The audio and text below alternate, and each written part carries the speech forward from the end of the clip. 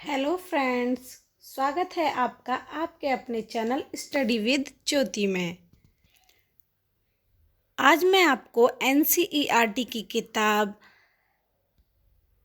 हमारे अतीत के सेकंड चैप्टर व्यापार से साम्राज्य तक के सेकंड पार्ट को पढ़ाने जा रही हूँ। इसमें हम आपसे कुछ महत्वपूर्ण क्वेश्चंस को शेयर करेंगे। दीवानी मिलने से ईस्ट इंडिया कंपनी को किस तरह का फ़ायदा पहुंचा? तो आइए दोस्तों जानते हैं दीवानी मिलने से ईस्ट इंडिया कंपनी को किस तरीके के फ़ायदे पहुंचे। दीवानी मिलने से ईस्ट इंडिया कंपनी को निम्न तरीके के फ़ायदे पहुंचे। कंपनी ज़्यादा से ज़्यादा रियासतें हासिल करने लगी। पहले से मौजूद अधिक अधिकारों का ज़्यादा से ज़्यादा फ़ायदा उठाने लगे। दीवानी मिलने के कारण कंपनी को बंगाल के विशाल राजस्व संसाधनों पर नियंत्रण मिल गया था। नेक्स्ट, मुगल सम्राट ने कंपनी को ही बंगाल प्रांत का दीवान नियुक्त कर दिया। नेक्स्ट, दीवानी मिलने के बाद कंपनी को अब ब्रिटेन से सोना लेने की ज़रूरत नहीं पड़ती थी, क्योंकि इसी कमाई से कंपनी भारत में सूती और रेशमी कपड़ा खरीद सकती थी, अपनी फौजों को संभाल सकती थी और कलकत्ते में किलों एवं दफ्तरों का लागत उठा सकती थी। ठीक है दोस्तों, आई होप आपको ये आंसर पसंद आया होगा। नेक्स्ट क्वेश्चन है, east India company Tipu Sultan को खतरा क्यों मानती थी? तो दोस्तों जानते हैं east India company Tipu Sultan को खतरा क्यों मानती थी। टीपू सुल्तान ने अपनी रियासत में पड़ने वाले बंदरगाहों से चंदन की लकड़ी, काली मिर्च और इलायची का निर्यात रोक दिया था। नेक्स्ट, टीपू सुल्तान ने भारत में रहने वाली फ्रांसीसी व्यापारियों से घनिष्ठ संबंध विकसित कर लिए। उनकी मदद से अपनी सेना का आधुनिकीकरण कर लिया। नेक्स्ट, टीपू सुल्तान से स्थानीय सौदागरों को भी कंपनी के साथ कारोबार करने से रोक दिया था। टीपू सुल्तान बहुत महत्वाकांक्षी, घमंडी और खतरनाक दिखाई देते थे। अंग्रेजों को लगता था कि ऐसे राजाओं को नियंत्रित करना और कुचलना जरूरी है। ठीक है दोस्तों, अब हमारा नेक्स्ट क्वेश्चन है, सब्सिडियरी अलायंस मतलब सहायक संधि व्यवस्था की व्याख्या करें। किसकी सहायक संधि की व्याख्या? जो रियासत इस बंदोबस्त को मान लेती थी उसे अपनी स्वतंत्र सेनाएं रखने का अधिकार नहीं मिलता था। उसे कंपनी की तरफ से सुरक्षा मिलती थी और सहायक सेना के रखरखाव के लिए कंपनी को पैसा देते थे। अगर भारतीय शासक कम रकम देने से चूक जाते थे तो जुर्माने के तौर पर उनका इलाका कंपनी अपने कब्जे में ले लेती थी। नेक्स्ट क्वेश्चन है, कंपनी का शासन भारतीय राजाओं के शासन से किस तरह अलग था? उत्तर है, भारतीय राजाओं ने अपने राज्य का प्रशासनिक एवं राजस्व विभाजन विभिन्न इकाइयों में कर रखा था, लेकिन ये इकाइयाँ ब्रिटिश प्रशासनिक एवं राजस्व इकाइयों की तरह प्रभावी नहीं थीं। अंग्रेजों ने प्रेसिडेंसी के रूप में एक नई प्रशासनिक इकाई बनाई, गवर्नर, जिसका मुखिया होता था। इसका सेकंड पॉइंट है, 1772 से जिले में दीवानी एवं फौजदारी न्यायालयों की स्थापना की गई। नेक्स्ट पॉइंट है इसका बहुत ही इम्पोर्टेंट, 1773 के रेगुलेटिंग एक्ट के द्वारा कोलकाता में सर्वोच्च न्यायालय की स्थापना की गई थी। सर्वोच्च न्यायालय की स्थापना किस एक्ट के तहत हुई थी? 1773 के रेगुलेटिंग एक्ट के द्वारा। नेक्स्ट पॉइंट है, अंग्रेजों द्वारा पुलिस तथा राजस्व व्यवस्था में काफी सुधार किया गया था। ठीक है फ्रेंड्स, नेक्स्ट क्वेश्चन है, कंपनी की सेना की संरचना में आए बदलावों का वर्णन करें। तो आइए जानते हैं इसका उत्तर। कंपनी ने पैदल एवं सवार सिपाहियों की जगह पेशेवर सैनिकों की बहाली की। इन सैनिकों को यूरोपीय शैली में नई युद्ध तकनीकी द्वारा प्रशिक्षण दिया गया था। इन सैनिकों को नए एवं अत्याधुनिक हथियारों जैसे मस्केट तथा मैचलॉक आदि से सुसज्जित किया गया। कंपनी ने अपनी तोपखानों को अत्याधुनिक किया और भी छोटे छोटे बदलाव किए।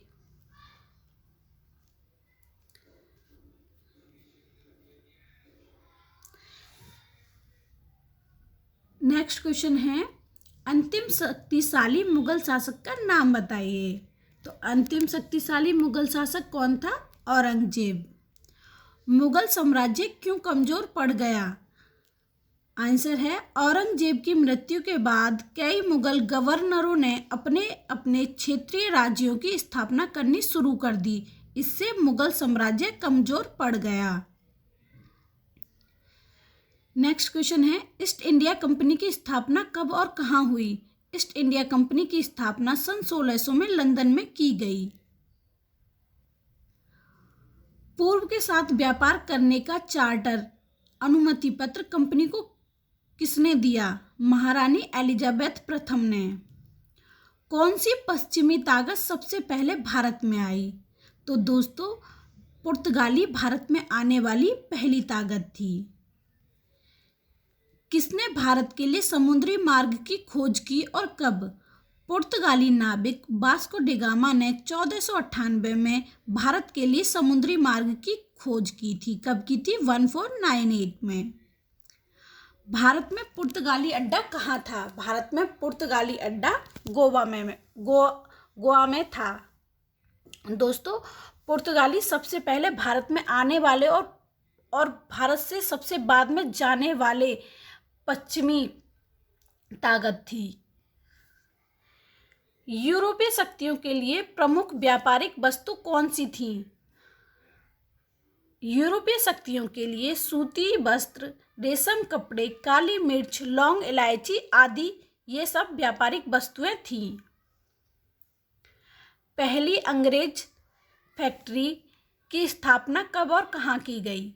पहली फैक्ट्री की स्थापना 1651 में हुगली नदी के तट पर की गई थी। फैक्टर किसे कहा जाता था? कंपनी के व्यापारी हुगली नदी के किनारे से ही अपना काम चलाते थे। इन व्यापारियों को उस जमाने में फैक्टर कहा जाता था।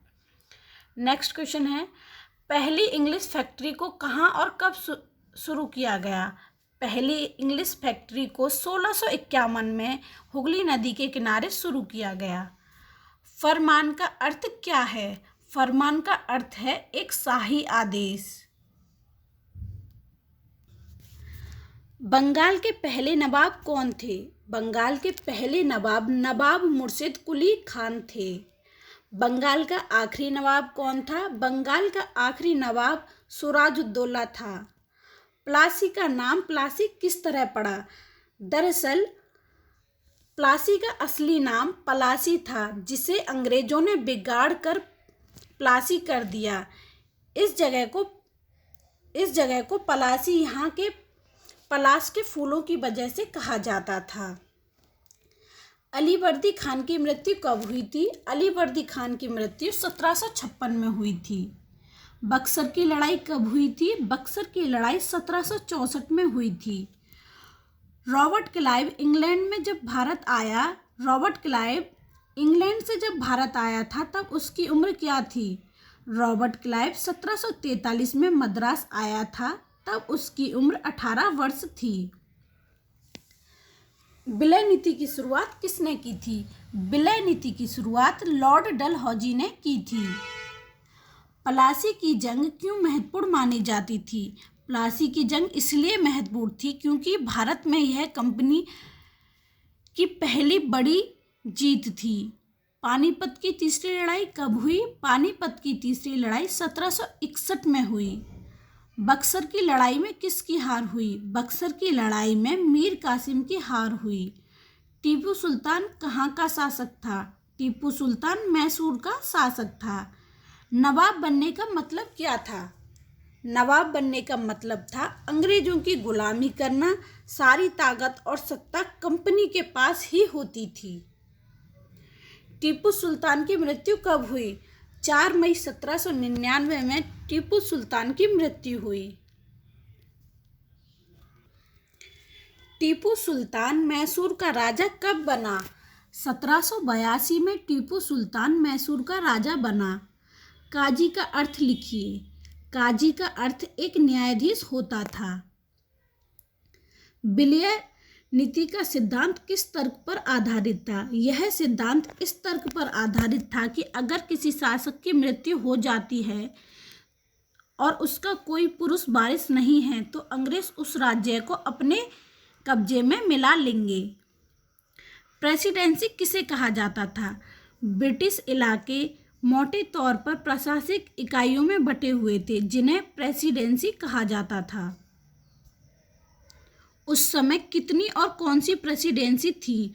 उस समय 3 प्रेसिडेंसी थी, बंगाल, मद्रास और मुंबई। कितनी थी? 3, बंगाल, मद्रास और मुंबई।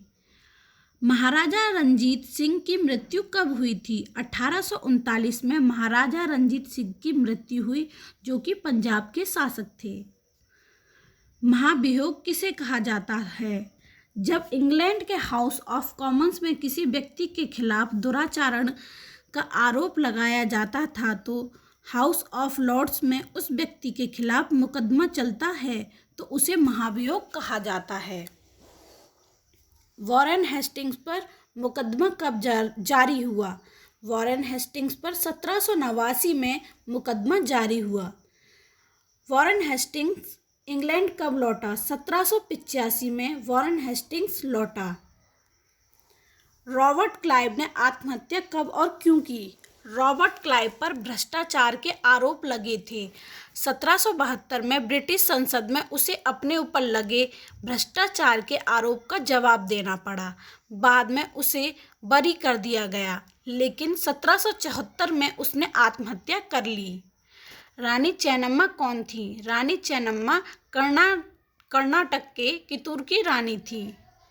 चेन्नम्मा की मृत्यु कब और कहाँ हुई? रानी चेन्नम्मा की मृत्यु 1829 में जेल में हुई। रानी चेन्नम्मा की जेल में मृत्यु कैसे हुई?